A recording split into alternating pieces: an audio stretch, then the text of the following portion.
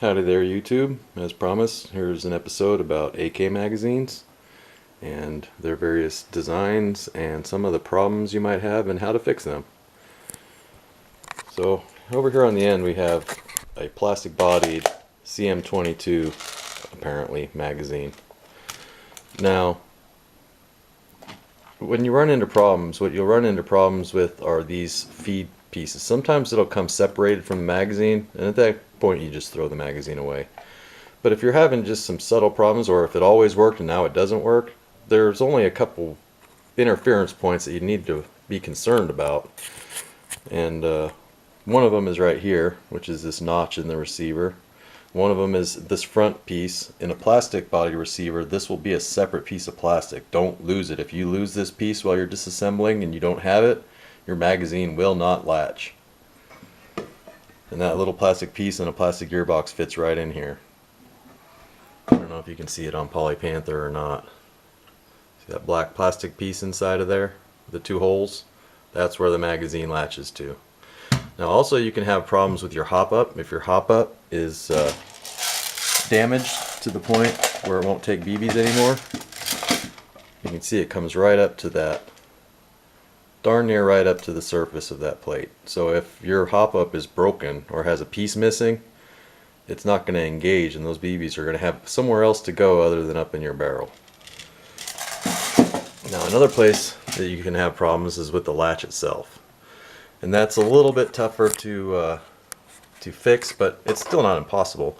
You can always shave off part of the receiver so that this goes up further if you need to, or if you want to get ghetto with it, you can just glue a piece of plastic onto the tab on the back to get the height that you need so that it fits properly. All in all though, these magazines work fairly well.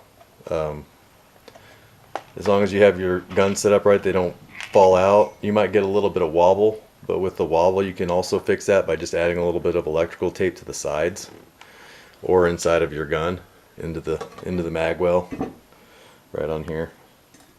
You can just put some like single-sided tape with some half of a Velcro.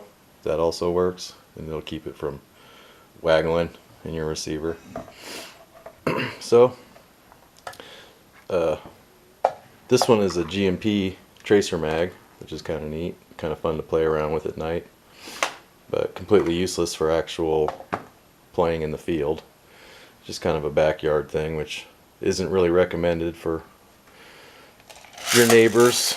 They keep the peace in the neighborhood. It's best not to shoot too much visibly around your house. But yeah, some are made in China, Taiwan, Japan, you name it. Some wheels move forward, some wheels move backwards for the high caps. It's kind of a crapshoot, and the quality is also kind of a crapshoot. You just never know what you're going to get. But once you have it figured out, the guns run great. You know, if you're starting out, I would definitely say go with a version 3 AK type rifle, because there's just so much out there available, and they're fairly cheap, and you can get them, and lots of people work on them. They're fairly easy to work on. So one last thing, this is another piece from my collection. I'm going to start showing a piece every episode just to keep you guys interested and give you a little bit of variety. This is a Civil War boot knife that my grandfather picked up when he owned the store that I eventually owned. And the guy that actually sold it to him has come back several times looking for it. And of course, it's not for sale. But it's a Manson Sheffield. It's got an etched eagle on the blade.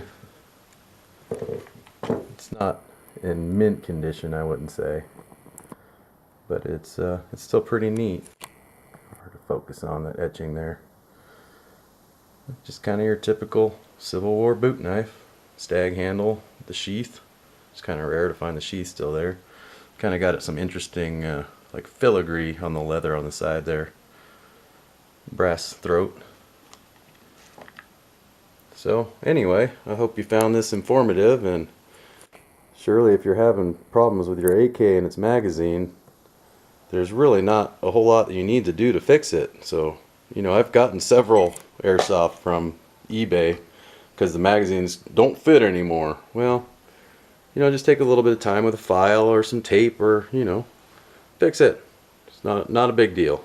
I hope that by watching these videos you see that there's nothing magical or overly complicated with any of this stuff. It's just a matter of reasoning through it. You can do it. No big deal. Thanks for watching. See you next time.